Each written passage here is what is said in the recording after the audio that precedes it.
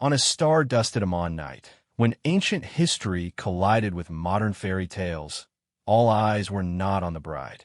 Instead, a vision in rose pink captured the world's breath and unleashed a whirlwind of global fascination.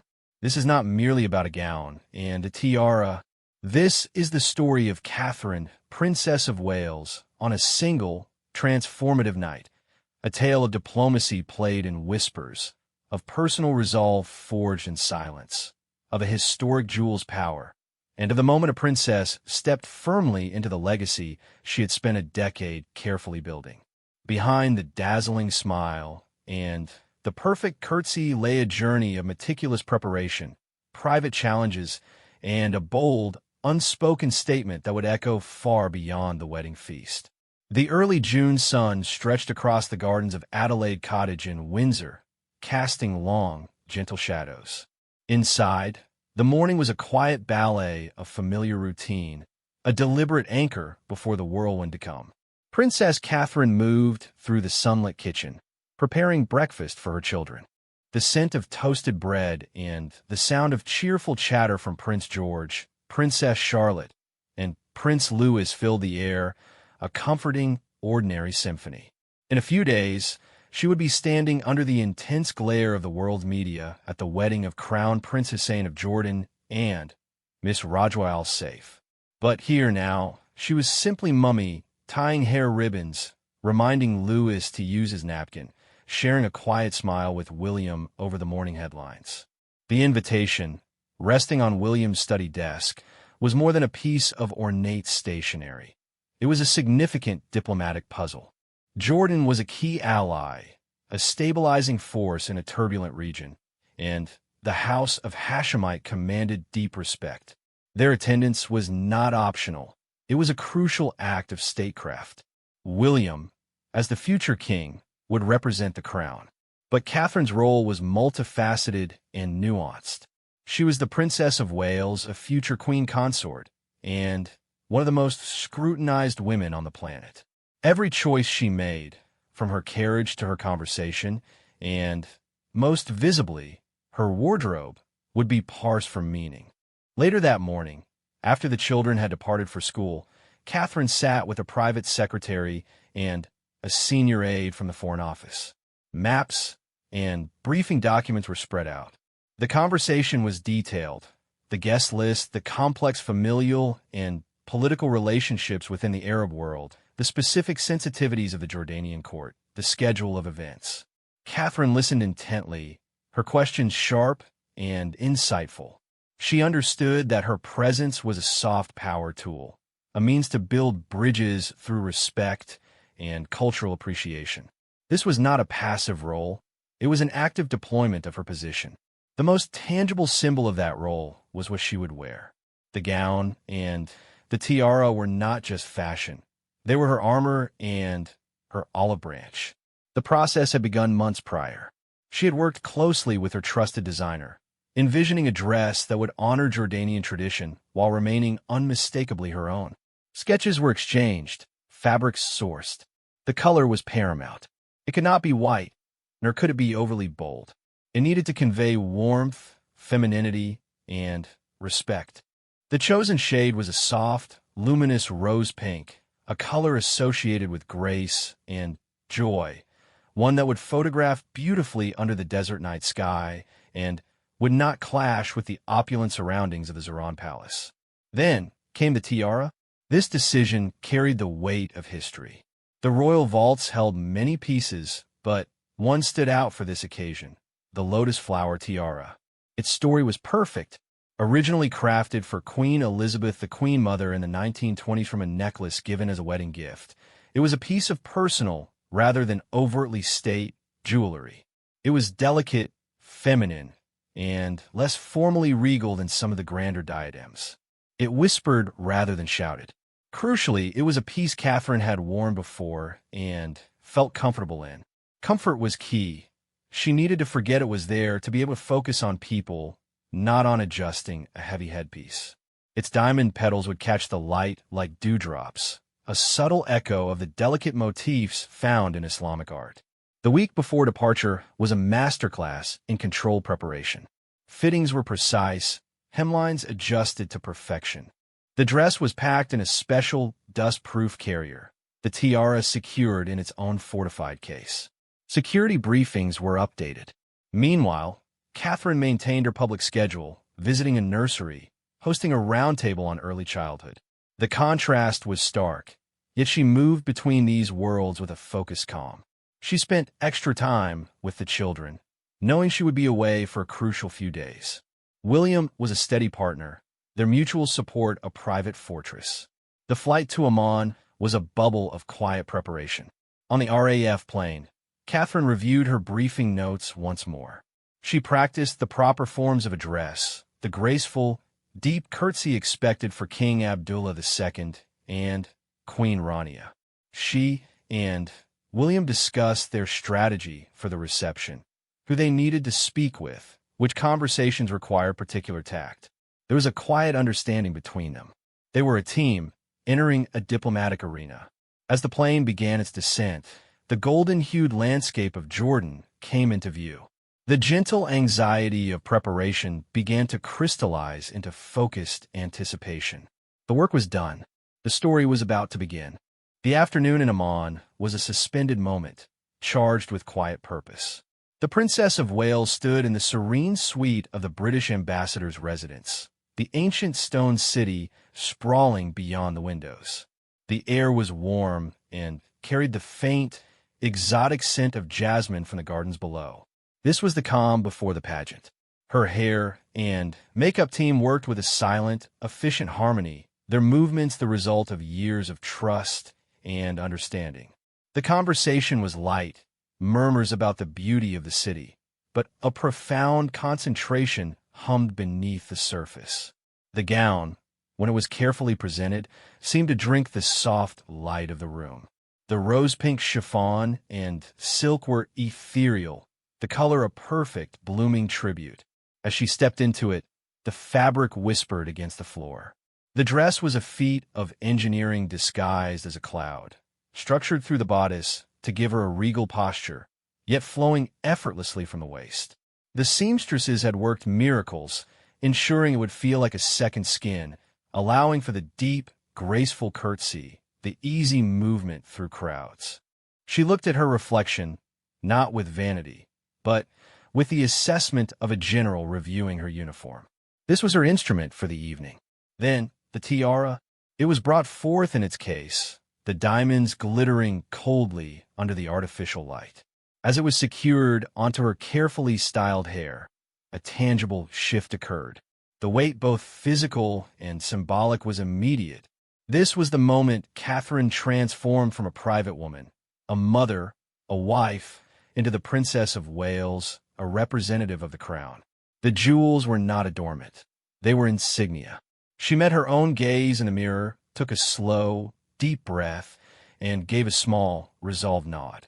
The preparation was internal, too, steeling herself for the wall of camera flashes, the countless eyes, the performance of a lifetime that had to appear utterly natural.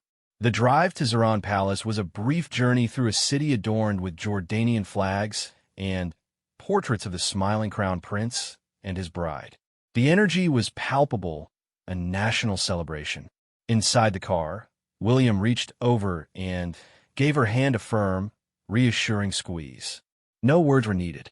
They exchanged a look that spoke of shared duty, mutual support, and a touch of private amusement at the surreal nature of their lives.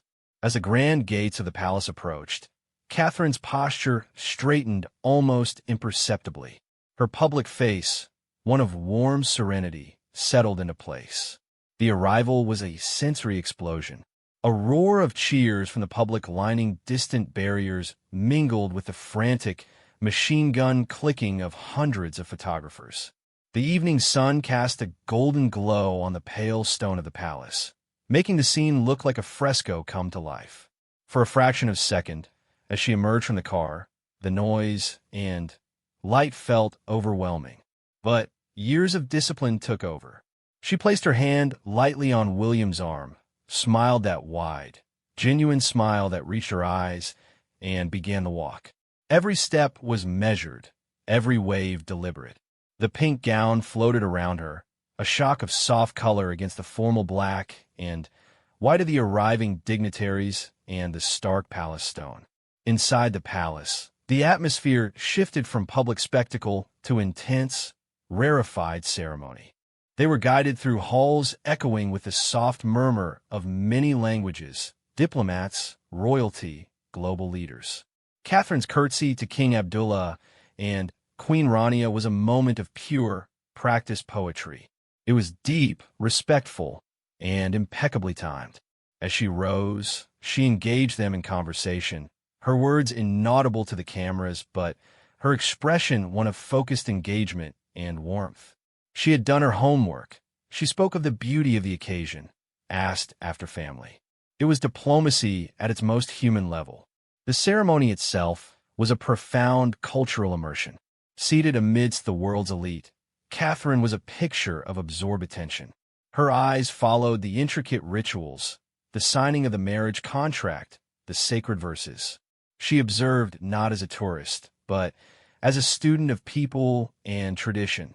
Her expressions were subtle, a soft smile at a tender moment between the couple, a nod of understanding at a particularly poignant reading. She was not merely present.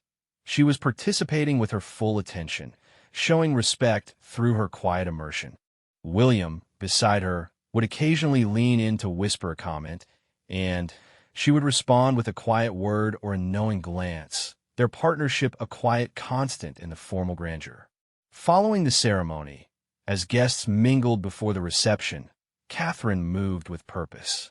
She sought out Queen Rania, a woman who understood the unique pressures of a modern royal life under a global microscope. Their conversation, though brief, was visibly easy, a meeting of minds across cultures. She greeted other royals from Europe and the Gulf with the same tailored grace, a warmer smile for the Danes, a more formal courtesy for the Japanese imperial family.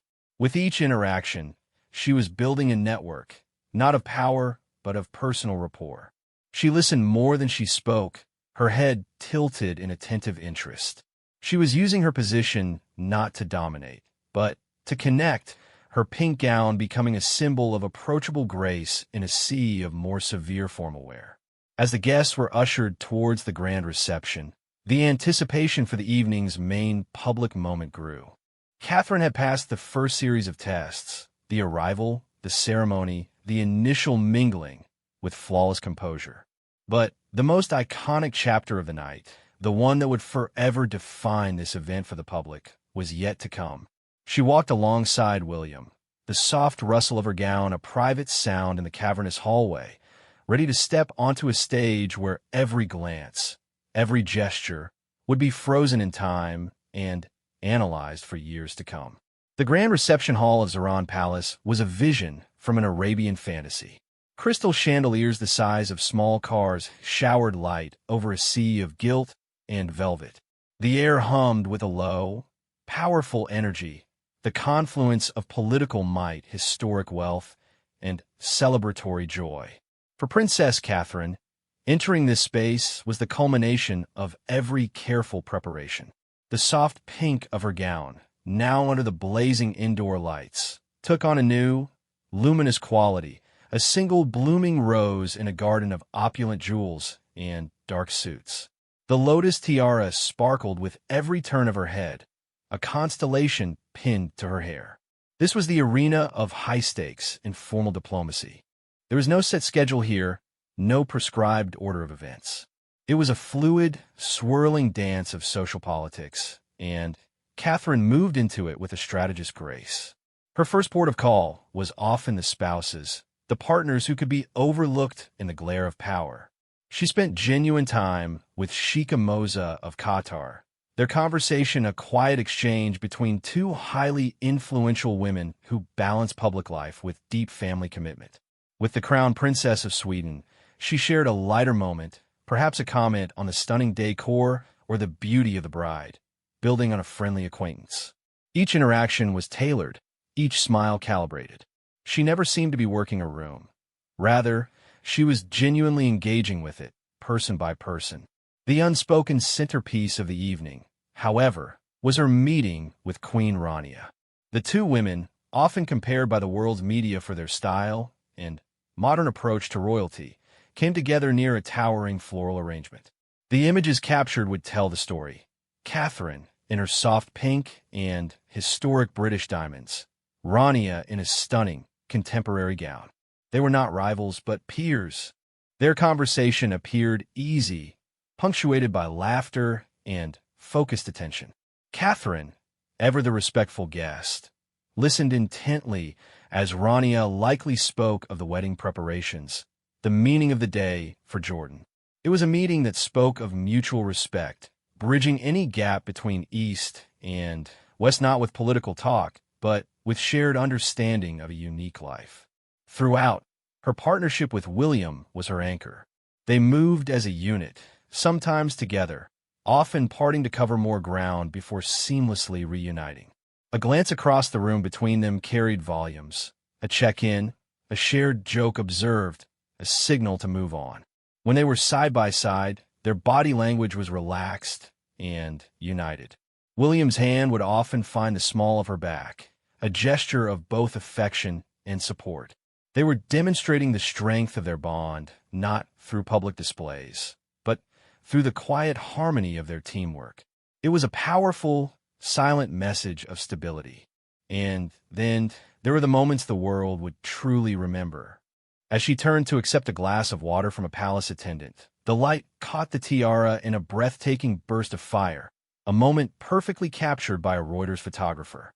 As she laughed at a remark from the Greek royals, her head thrown back slightly, the diamonds at her ears and throat glittering, she looked not like a statue on a pedestal, but like a woman genuinely enjoying a magnificent party. These were the unscripted seconds that transformed her from a perfectly dressed mannequin into a relatable, vibrant human being. The pink gown, which could have been merely pretty, became a symbol of her warmth. The tiara, which could have been coldly regal, became a part of her sparkle. As the evening wore on, the formalities eased into a more celebratory mood. Music began to swell, a blend of traditional Arabic melodies and contemporary Western tunes. Catherine was seen tapping her foot, swaying gently in time with the music as she conversed. There was a famous moment where Prince William, perhaps emboldened by the joy of the event, appeared to suggest they might dance. Catherine's response, a wide, playful smile and a slight shake of her head, her hand resting on his arm, was a glimpse of their private dynamic, a wife gently teasing her husband. It was humanizing and charming, reminding millions that beneath the titles and the tiaras were a couple who loved each other. When the time came for the newlyweds to make their final rounds, Catherine and William were at the forefront of the well-wishers. Her congratulatory words to Crown Prince Hussein and the new Crown Princess Rajwa were delivered with a particular sincerity, the warmth of a woman who understood the monumental journey they were beginning.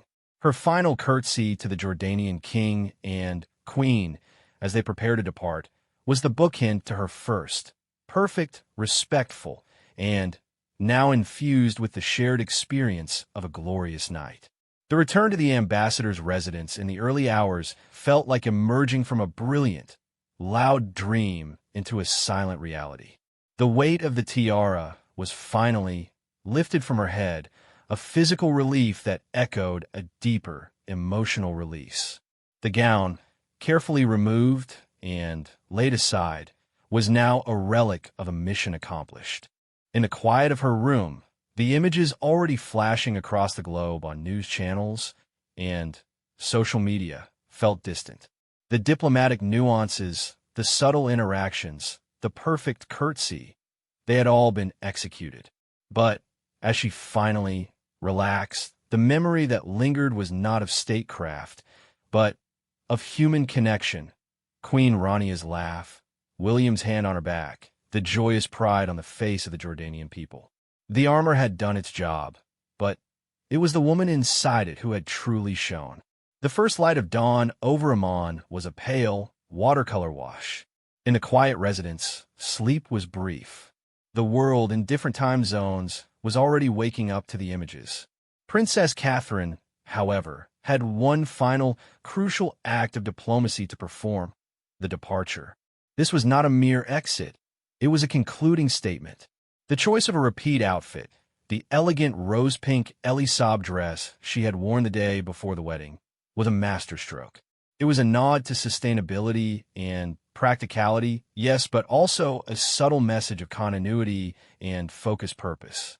She was not a butterfly who changed her colors for every event. She was a working royal on a cohesive journey. The farewell with their Jordania hosts was warm and personal. The formal stiffness of the first meeting had melted into the camaraderie of a shared, successful celebration. There were genuine smiles, perhaps promises to meet again soon. The deep respect was still there, but now layered with the warmth of new memory. As their car pulled away from the palace for the last time, Catherine looked out the window at the waking city, a quiet sense of fulfillment tempering the fatigue. The mission, in its every dimension, was complete. The flight back to the UK was a time for decompression. The intense focus of the past 72 hours could finally relent. She and William would have debriefed in their own way. A shared reflection on the highlights, the conversations that mattered, a private joke about a moments-long awkward exchange with a distant dignitary. She might have scrolled through the first news reports on her tablet, not with anxiety, but with a professional curiosity. The initial headlines were universally rapturous. A vision in pink. Catherine steals the show.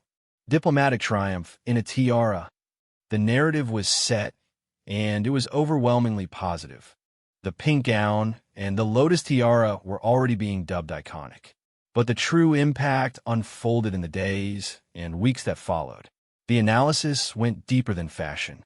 Editorial pieces and serious broadsheets praised her soft power prowess, noting how her respectful demeanor and cultural sensitivity had done more for British-Jordanian relations than any stiff trade delegation. The Catherine effect was quantified yet again, with searches for Jordanian tourism and lotus flower tiara history spiking globally. The dress's colors sold out in fabric stores and inspired high street fashion lines. More importantly, the images of her deep, flawless curtsy were studied as a model of cross-cultural respect. She had not just attended a wedding. She had authored a masterclass in modern royalty. Back at Adelaide Cottage, normality was the sweetest reward. The children, excited to see her, were full of questions. "Did you wear a crown, Mummy? Was the princess very beautiful?"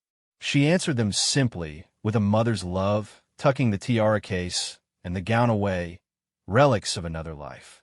The school runs, the visits to local shops, the walks with the dogs resumed. The woman who had captivated the world in diamonds now wore a wax jacket and wellies, her hair in a simple ponytail. This duality was her strength. The global icon and the hands-on mother were not separate people. They were integrated parts of a whole. The Jordan wedding became a defining inflection point in her public story. It cemented her reputation not as a passive consort, but as a skilled, intelligent asset to the crown in her own right.